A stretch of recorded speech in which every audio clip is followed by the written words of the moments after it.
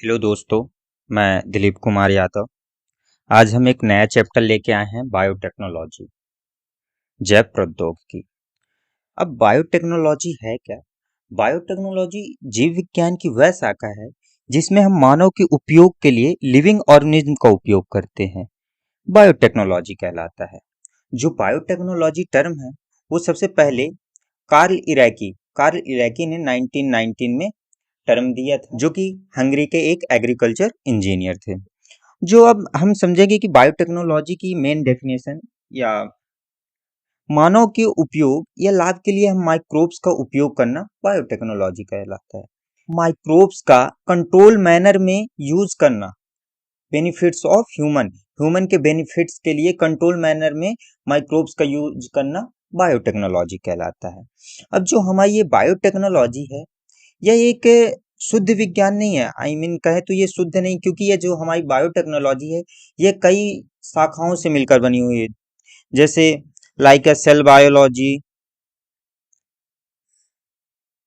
Cell biology, microbiology, embryology, biochemistry, इन सभी सब्जेक्टों से मिलकर के हमारी बायोटेक्नोलॉजी बनती है। जो यूरोपियन फेडरेशन ऑफ बायोटेक्नोलॉजी के अनुसार एक परिभाषा दी गई है कि माइक्रोबायोलॉजी, बायोकेमिस्ट्री तथा जेनेटिक इंजीनियरिंग को मिलाकर बायोटेक्नोलॉजी बनाई जाती है, जिसमें हम सूक्ष्म जीवों रूप से संवर्धित ऊतकों, कोशिकाओं और अंगों की क्षमताओं का उपयोग करते हैं। बायोटेक्नोलॉजी कहलाती है। अब जो बायोटेक्नोलॉजी है, बायोटेक्नोलॉजी को टू फॉर्म्स में डिवाइड किया गया है। फर्स्ट है traditional biotechnology and second modern biotechnology. Traditional biotechnology यानी कि जो पहले से चली आ रही हैं, जैसे हम पहले भी दूध से दही बनाना, पनीर बनाना, ये यूज पहले भी हम ये चीजें कर रहे थे। ये हमारी क्या है, ट्रेडिशनल बायोटेक्नोलॉजी के अंतर्गत आ रही हैं। मतलब हम पहले क्या कर रहे थे कि जब हम माइक्रोब्स के नेचुरल कैपेबिलिटीज को यूज करते हैं, वो ट्रेडिशनल बायोटेक्नोलॉजी के अंतर्गत आता है, क्योंकि हम उसके जीनोम के साथ कोई इंटरफेरेंस नहीं कर रहे हैं। हम उसकी खुद की जो कैपेबिलिटी है उसको यूज कर रहे हैं। जैसे कि हम लैक्टोबैसिलस के हम केवल नेचुरल कैपेबिलिटीज को यूज कर रहे हैं, ना कि हम उसके जीनोम के साथ कुछ इंटरफेरेंस कर रहे हैं, उसके जीन में चेंजेस कर रहे हैं। ये हमारी किसके अंतर्गत आता रहा? ट्रेडिशनल बायोटेक्नोलॉजी के अंतर्गत, जैसे curd, vinegar, wine, beer and other, ये सब चीजें। अब सेकेंड है मॉडर्न बायोटेक्नोलॉजी।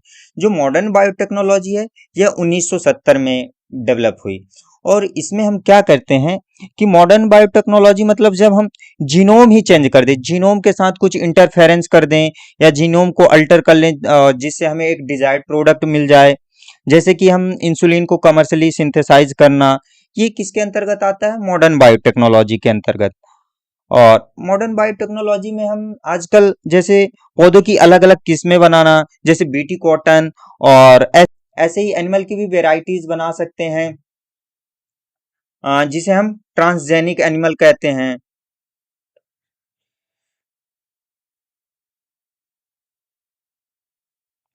और ट्रांसजेनिक एनिमल कहते हैं जो किसी डिसीज के अगेंस्ट प्रॉपरली रेजिस्टेंस शो करते हों।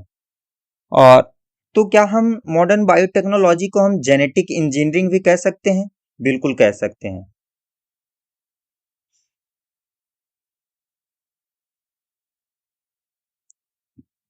क्योंकि हम ह्यूमन के बेनिफिट के लिए यूज कर रहे हैं। लेकिन इस बार हम उनकी नेचुरल कैपेबिलिटीज को यूज नहीं किया, बल्कि हम उनकी जीनोम को ही चेंज कर दिया है। और उस चेंज जीन से हमारा बेनिफिट कैसे हो सकता है, यही टेक्निक हमारी जेनेटिक इंजीनियरिंग कहलाती है। तो हम मॉडर्न बायोटेक्नोलॉजी को जेनेटिक इंजीनियरिंग भी कह सकते हैं। तो अब हम पढ़ते हैं जेनेटिक इंजीनियरिंग, अनुवांशिक अभियांत्रिकी। अनुवांशिक अभियांत्रिकी है क्या? जब हम किसी जीव के जीन्स में कुछ हस्तक्षेप कर दे या उसमें कुछ परिवर्तन कर दे, ऐसी टेक्निक हमारी क्या कहलाती है? अनुवांशिक अभियांत्रिकी या जेनेटिक इंजीनियरिंग कहलाती है। अभी हमने पढ़ा था कि मॉडर्न बायोटेक्नोलॉजी में जब किसी जीन्स में कुछ इंटरफेरेंस कर दे, उसमें कुछ बदलाव कर दे, तो वो क्या कहलाती थी? हमारा मॉडर्न बायोटेक्नोलॉजी के अंतर्गत आ रहा। और जब हम किसी जीन में मतलब डीएनए में कुछ इंटरफेरेंस, कुछ चेंज कर रहे हैं, मतलब उसमें कुछ जोड़ रहे हैं या घटा रहे हैं, मतलब कि हम जब डीएनए को यानी जीन से डीएनए को कट कर रहे हैं, उसको निकाल रहे हैं, अलग कर रहे हैं, या दूसरे डीएनए को जोड़ रहे हैं, तो वो टेक्निक हमारी क्या कहलाती है? Recombinant DNA technology.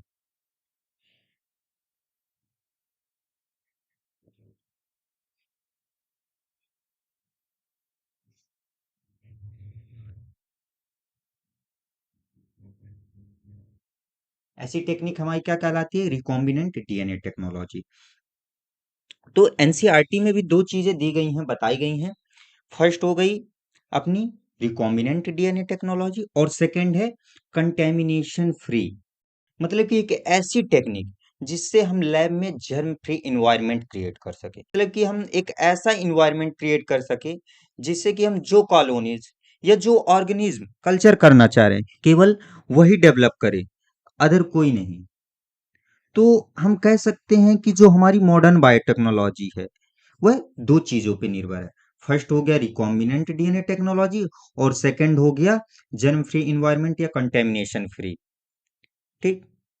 तो अब ये जर्म फ्री स्टेराइल तो ये जर्म फ्री या स्टेराइल इन्वायरमेंट लेबोरेटरी में क्रिएट करने की, डिस्कवर करने की वजह क्या है?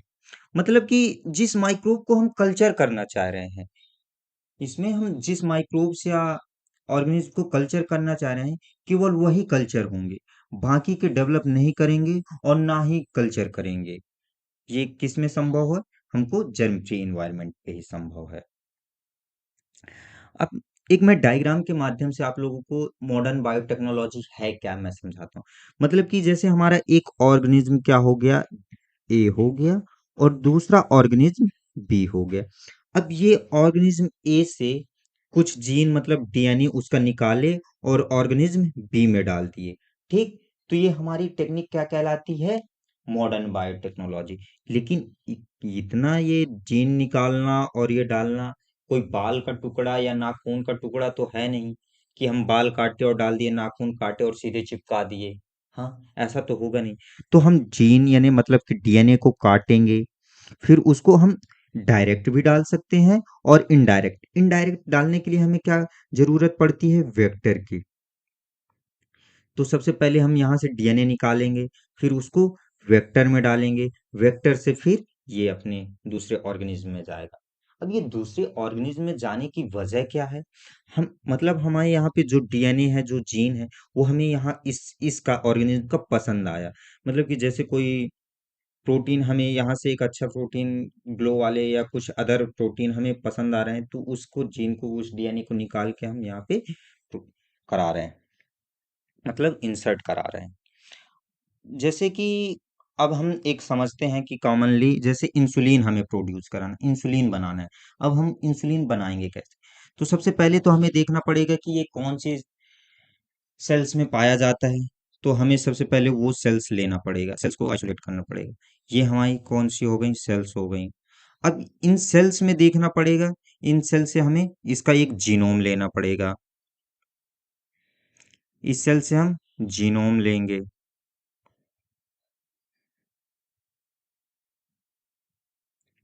अब इस जीनोम में देखेंगे कि हमारा जो इंसुलिन मतलब कहें कि अब ये जो यहाँ पे ये है, ये इतना, ये हमारा क्या है? इंसुलिन बनाने वाला जीन है।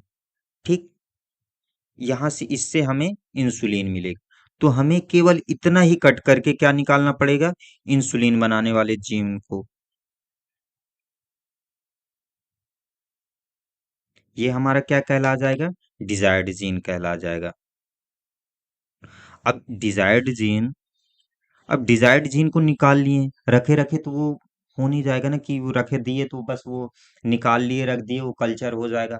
तो अब उसको कल्चर कराने के लिए हमें किसी दूसरे ऑर्गेनिज्म की जरूरत पड़ेगी, मतलब होस्ट सेल। तो होस्ट सेल हम ले लेते हैं किसको? इscherichia coli को। अब ये हमारी क्या हो गई? होस्ट सेल हो गई। अब होस्ट सेल में अब किसकी, या हम कहें तो वेक्टर की मदद से with the help of vector, vector की मदद से हमने अपना यहाँ पे डिजायर्ड जीन प्रोड्यूस करा दिया।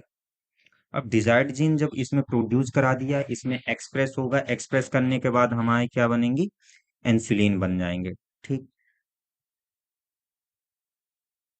ये इसमें हमारा इंसुलिन है।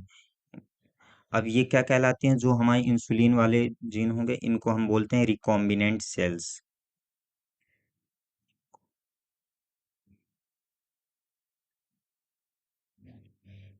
ठीक, ये हमारी रिकॉम्बिनेंट सेल्स हैं। अब यहाँ से हम क्या कर लेंगे, अपना इंसुलिन आइसोलेट कर लेंगे। और इंसुलिन आइसोलेट करने के बाद उसको हम यूज कर लेंगे और कमर्शियली कर लेंगे। तो इतना है। अब लेकिन ये हम अब हमें देखेंगे कि हमें इसमें किस किस की जरूरत पड़ रही। सबसे पहले तो डिजायर्ड जीन की। अब ये डिजायर्ड जीन कैसे निकला? अब यहाँ पे सिंपल सा तो है नहीं कि हम इतने बड़े जीनोम में अपने जीन को पहचान जाएंगे और ये सीधे ये ऐसे आसानी से कट करके निकाल लेंगे। तो यहाँ पे हमें कट करने वाले कुछ एंजाइम इनकी जरूरत पड़ेगी, फिर उसको सेपरेट करने की टेक्निक, और फिर ये वेक्टर। तो अब हम रिकॉम्बिनेंट टूल्स में, जो tools of recombinant DNA technology है, अब हम उस टूल्स में हम पढ़ेंगे कि हमें इसमें क्या क्या आवश्यकता हो रही है, कौन सी टेक्निक है। तो अब हम नेक्स्ट लेक्चर में हम tools of recombinant DNA technology पढ़ेंगे। कौन से एंजाइम यूज कर रहे हैं, कौन से सेपरेशन की टेक्निक यूज कर रहे हैं, कैसे आइसोलेट कर रहे हैं। ठीक, आज के लिए इतना ही। Thank you. धन्यवाद। जय हिंद।